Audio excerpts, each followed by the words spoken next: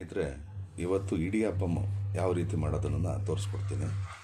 ಈಗ ಅದಕ್ಕೆ ಒಂದು 2 ಬಟ್ಲಷ್ಟು ಅಕ್ಕಿ ಹಿಟ್ಟನ್ನು ಜರಡಿ ಮಾಡ್ಕೊಳ್ಳಿ.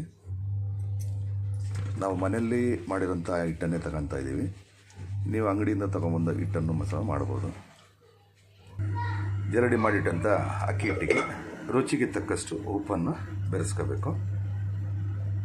ಹೀಗೆ ಬಾಯ್ಲ್ಡ್ ನೀರನ್ನು ಅಂದರೆ ಕದಿಸಿದಂಥ ನೀರನ್ನು ಬೆರೆಸಬೇಕು.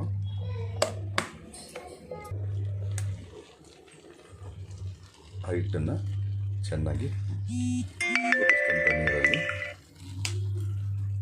ಚೆನ್ನಾಗಿ ಕಲಿಸ್ಕೋಬೇಕು. ಆ ಬಿಸಿ ನೀರಿರೋದ್ರಿಂದ ನೀವು ಬರೀ ಕೈಯಲ್ಲಿ ಕಲಿಸೋದಕ್ಕೆ ಆಗೋದಿಲ್ಲ.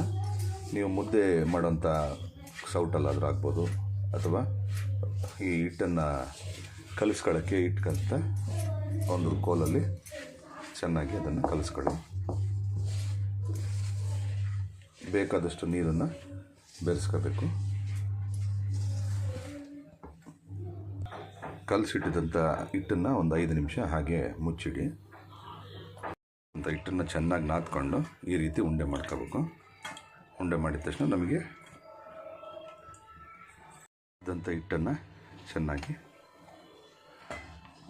ಹಾಕಬೇಕು. ಇಡ್ಲಿ ಪಾತ್ರೆಯಲ್ಲಿ ಇಡ್ಲಿ ಬೇಯಿಸೋಕ್ಕೆ ಎಷ್ಟು ನೀರು ಹಾಕ್ತೀವೋ ಅಷ್ಟು ನೀರನ್ನು ಹಾಕಿ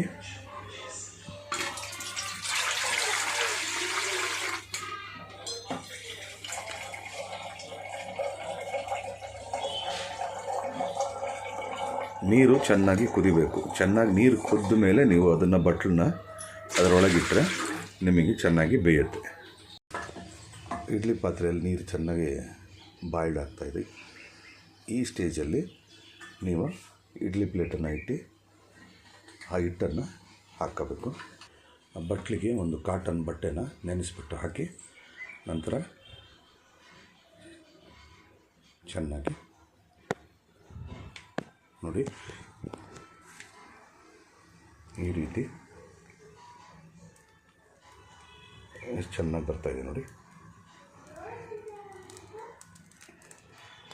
ದೊಂಡೊಂಡಿಕೆ ಮಾಡ್ಕೋಬೇಕು. ಈ ರೀತಿ ಒಂದು ಬಟ್ಲಲ್ಲಿ ಒಂದು ಪ್ಲೇಟಿಗೆ ಈ ರೀತಿ ಹಾಕ್ಕೋಬೇಕು. ಈಗ ಅದರ ಮೇಲೆ ಇನ್ನೊಂದು ಪ್ಲೇಟು ಈ ರೀತಿ ಸಣ್ಣ ಸಣ್ಣದಾಗಿ ಹಾಕೊಂಡು ಮಕ್ಕಳು ತಿನ್ನೋಕ್ಕೆ, ದೊಡ್ಡವ್ರು ತಿನ್ನೋಕ್ಕೆ ಎಲ್ಲದಕ್ಕೂ ಚೆನ್ನಾಗಿರುತ್ತೆ. ಈ ರೀತಿ ಬಟ್ಲಲ್ಲಿ ಚೆನ್ನಾಗಿ ಬೇಯಿಸಬೇಕು. ಈಗ ಒಂದು 20 ನಿಮಿಷ ಇದನ್ನು ಹಾಗೆ ಬೇಯಕ್ಕೆ ಬಿಡೋಣ. ಒಂದು ಮೀಡಿಯಮ್ ಫ್ಲೇಮಲ್ಲಿ ಈ ರೀತಿ ಮುಚ್ಚಿಟ್ಬಿಟ್ಟು ಒಂದು 20 ನಿಮಿಷ ವೇಟ್ ಮಾಡೋಣ. ಇಡಿಯಪ್ಪ ರೆಡಿ ನೋಡಿ ಫ್ರೆಂಡ್ಸ್, ಎಷ್ಟು ಚೆನ್ನಾಗಿ ಬಂದಿದೆ ನೋಡಿ. ಇದನ್ನು ಹಾಗೆ ಯಾವ ರೀತಿ ಸರ್ವ್ ಮಾಡಬೇಕಂದ್ರೆ ಈ ರೀತಿ ತಗೊಂಡು ತಟ್ಟೆಯಲ್ಲಿಟ್ಟು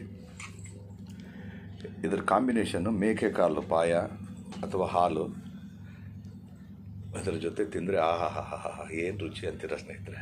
ನೋಡಿ, ಇದೆ ಇಡಿಯಪ್ಪಮ್. ಓಕೆ ಸ್ನೇಹಿತರೆ.